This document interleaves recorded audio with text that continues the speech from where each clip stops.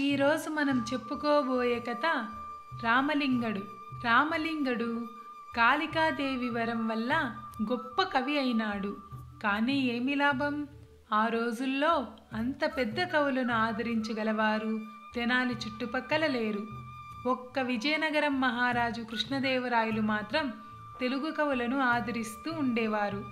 ఆ సంగతి తెలిసి రామలింగం ఎన్నో కష్టాలు పడి విజయనగరం చేరుకున్నాడు. ఇన్ని ప్రయాసలు పడి చేరుకున్నా రాజుగారి దర్శనం దొరకటం సులభం కాదు. రాజాస్థానంలో ప్రవేశించటం మాట అటు ఉంచి రామలింగం ఆ ఊర్లో విచారిస్తే రాయలవారి గురువుగారైన తాతాచార్యుల వారిని పట్టుకుంటే రాజాస్థానంలో సులభంగా చేరవచ్చని చెప్పారు. రామలింగం ఆనాటి నుండి తాతాచార్యుల వారి సేవ చేయడం మొదలుపెట్టాడు. ఇలా 3 నెలలు శ్రమపడ్డాడు. ఆచార్యుల వారి అనుగ్రహం కలగలేదు. నీ వంటి కుర్రాలకి రాజుగారి దర్శనం ఏమిటి, నీ కవిత్వం వారికి వినిపించటం ఏమిటి అని నవ్వాడు. ఆఖరికి రామలింగానికి విసుగు పుట్టి ఒకనాడు ఆస్థానం బంట్రోతుకు లంచమిస్తానని చెప్పి దర్బారులో ప్రవేశించాడు. అప్పుడు దర్బారులో పెద్ద వేదాంత చర్చ జరుగుతున్నది. ఒక పండితుడు ఈ ప్రపంచమంతా మాయ అన్నాడు. మనం చూసేది అంతా కల్పితమని చెప్తున్నాడు. సభలో వారంతా ఆశ్చర్యంతో చూస్తున్నారు. ఆయన ఉపన్యాసం చాలించి కూర్చోగానే రామలింగం లేచి, స్వామి, మనం ఇప్పుడు చేస్తున్నవన్నీ చేస్తున్నామని అనుకోవటమే కదా అని అడిగాడు. ఆయన అవును అంతే అన్నాడు. అయితే స్వామి, మహారాజు గారు ఇప్పుడు మనకు భోజనాలు పెట్టిస్తారు కదా, మీరు తినకుండా మానుకోండి. ఈ ప్రపంచం మాయ కాదనుకునే మా వంటి వాళ్ళు భోంచేస్తాము అని అన్నాడు రామలింగడు. సభలో వాళ్ళంతా గొల్లున నవ్వారు. పాపం ఆ వేదాంతి చిన్నబోయాడు. రాయలవారు రామలింగం సమయస్ఫూర్తికి మెచ్చుకొని ఆస్థానంలో చోటిచ్చారు. రామలింగడి కోరిక నెరవేరింది. ఇక తాతాచార్యుల వారి పని ఎలా పట్టాలా అని ఆలోచించడం మొదలుపెట్టాడు. తాతాచార్యుల వారికి తెల్లవారుజామున లేచి తుంగభద్రా నదికి పోయి స్నానం చేయటం అలవాటు. ఈ విషయం రామలింగానికి గుర్తుకు వచ్చింది. ఒక రోజున తాతాచార్యుల వారు స్నానం చేస్తుండగా రామలింగడు గుడ్డలు తీసి దాచాడు. ఆచార్యుల వారు స్నానం చేసి బయటికి వచ్చి చూసుకుంటే గుడ్డలు లేవు. రామలింగం అప్పుడే ఏమీ తెలియని వాడిలాగా ఒకవైపు నుంచి వచ్చి ఆచార్యుల వారిని పలకరించాడు. రామలింగాన్ని చూసేసరికి ఆచార్యుల వారి పై ప్రాణాలు పైనే పోయినాయి. ఇది రామలింగం పనేనని గ్రహించి బ్రతిమిలాడటం మొదలుపెట్టాడు. రామలింగం చాలాసేపు బ్రతిమాలించుకొని ఆఖరికి ఒక షరతు మీద గుడ్డలు ఇవ్వటానికి ఒప్పుకున్నాడు. అదేమిటంటే తాతాచార్యుల వారు రామలింగాన్ని ఊర్లో దాకా మోయాలి. ఇక చేసేదేమీ లేక పాపం ఆచార్యుల వారు విధి లేక ఒప్పుకున్నాడు. అప్పటికి తూర్పు బాగా తెల్లవారింది. రామలింగాన్ని భుజాల మీద ఎక్కించుకొని ఊర్లోకి వచ్చి పడదామని పరుగులు తీయటం మొదలుపెట్టాడు. అప్పటికే ఊర్లో వాళ్ళంతా లేచారు. తాతాచార్యులు వారు రామలింగాన్ని భుజాల మీద ఎక్కించుకొని పరిగెత్తుకు రావడం అంతా ఆశ్చర్యంతో చూస్తున్నారు. రాయలవారు కూడా లేచి మేడపైకి వచ్చి చూశారు. వారికి గుంపులుగా చేరిన జనము తాతాచార్యులు వారు రామలింగాన్ని మోయటము కనిపించింది. వారికి చాలా కోపం వచ్చింది. బంట్రోతులను పిలిచి, మీరు పోయి ఆ పైన ఎక్కి కూర్చున్న వారిని దించి తన్నుకుంటూ తీసుకురమ్మని ఆజ్ఞాపించారు. రాయలవారి బంట్రోతులు ఇక వచ్చి పట్టుకుంటారని అనుకున్నాడు రామలింగం. అతనికి వెంటనే ఒక ఉపాయం తట్టింది. తాతాచార్యుల వారి మీద నుండి దిగి, స్వామి, మీ చేత నేను తెలియక మోయించుకోవటం వల్ల నాకెంతో పాపం చుట్టుకున్నది. మళ్ళీ మిమ్మల్ని నేను మోస్తే తప్ప ఆ పాపం పోదు. దయచేసి నా మీద ఎక్కి కూర్చోండి, మోస్తాను అని బ్రతిమిలాడాడు. పాపం ఆచార్యులు వారు ఇది నమ్మి రామలింగం మీద ఎక్కి కూర్చున్నాడు.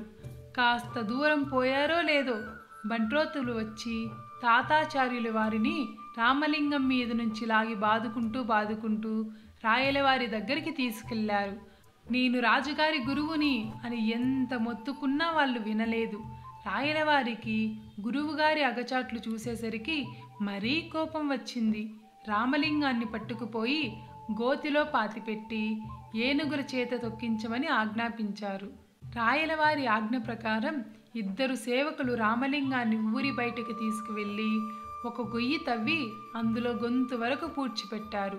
ఇంకెక్కడ పోతాడులే అనుకుని సేవకులు ఏనుగుని తీసుకురావటానికి తిరిగి ఊర్లోకి వెళ్ళారు. ఇంతలో ఒక గూని చాకలివాడు ఆ దారిన వస్తూ రామలింగాన్ని చూసి, ఇదేంటి బాబుగారు, ఇలా పాతిపెట్టారు మిమ్మల్ని? ఎవరు బాబు మీరు అని అడిగాడు. మన రామలింగానికి వెంటనే ఒక ఉపాయం తట్టింది. చాకలన్నా చెప్పుతాను గాని మరి నాకొక సహాయం చేసి పెడతావా అని అడిగాడు. అలాగే బాబుగారు, అదేదో సెలవు విప్పించండి అన్నాడు చాకలి. ఏమీ లేదు చాకలన్నా, నాకు నీకున్న గూనికి రెట్టింపు గూని ఉంది. ఇప్పటికి 10 ఏళ్ల నుండి బాధపడుతున్నాను ఈ గూనితో. నా అదృష్టం కొద్దీ ఒక సాధువు కనిపించాడు. నా గూని చూసి ఆయనకి జాలి వేసింది. ఒక 2 రోజుల పాటు గొంతులోతు గోతిలో కంఠం వరకు పూడ్చుకొని ఉండు. ఆ 2 రోజులు కళ్ళు కూడా మూసుకొనే ఉండాలి. ఏమి జరిగినా కళ్ళు తెరవకూడదు. గడువు పూర్తి కాగానే నీ గూని మాయమవుతుంది అని చెప్పాడు. సరే అని ఆ రోజు నుంచి ఈ గోతిలో పాతుకొని కూర్చున్నా. ఇవాల్టితో గడువు తీరిపోయింది. కాస్త నన్ను బయటికి లాగావంటే నా గూని ఉందో పోయిందో చూసుకుంటాను అని అన్నాడు రామలింగం. ఓస్, ఇది కూడా ఓ పెద్ద సహాయమేనా బాబుగారు? మీ గూని పోయిందంటే నేను మీలాగే 4 రోజుల పాటు కళ్ళు మూసుకొని నా గూని పీడ కూడా వదిలించుకుంటా అని చాకలి రామలింగాన్ని గోతిలో నుండి బయటికి లాగాడు. నిజంగా గూని ఉన్నవాడైతేగా రామలింగడు మామూలు మనిషిలాగా తయారై బయటపడ్డాడు. చాకలివాడికి కూడా గూని పోగొట్టుకోవాలని ఆత్రం కలిగింది. బాబు, మీకు పుణ్యం ఉంటుంది. నన్ను కూడా కాస్త గోతిలో దించి పూడ్చిపెట్టండి. మీరు పోయే దారిలోనే నా ఇల్లు ఉంది. మా ఇంటి దానికి ఈ కబురు కాస్త అందించి దాన్ని వచ్చి ఈ మూట తీసుకెళ్ళమనండి అని ఆత్రంగా కోరాడు చాకలివాడు. అలాగే లేవోయి, నా బాధ వంటిదేగా నీది కూడా.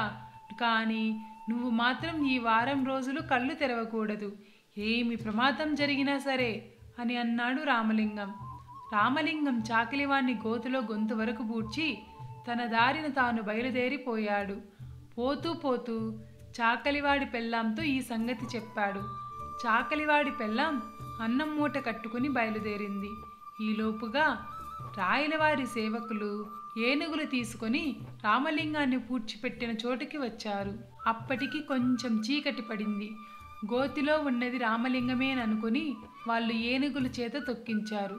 కళ్ళు తెరిస్తే గూని పోదేమోనని పాపం చాకలి అలాగే గుట్టు చప్పుడు కాకుండా ఊరుకున్నాడు. ఇంకేముంది, పచ్చడి అయిపోయాడు. వచ్చిన పని అయ్యింది కదా అని సేవకులు తిరిగి ఆస్థానానికి చేరుకున్నారు. చాకలివాడి పెళ్ళాం అన్నం మూటతో వచ్చి చూస్తే ఇంకేముంది, మొగుడి తలకాయ ఆనవాలు లేకుండా పచ్చడి అయిపోయి కనిపించింది.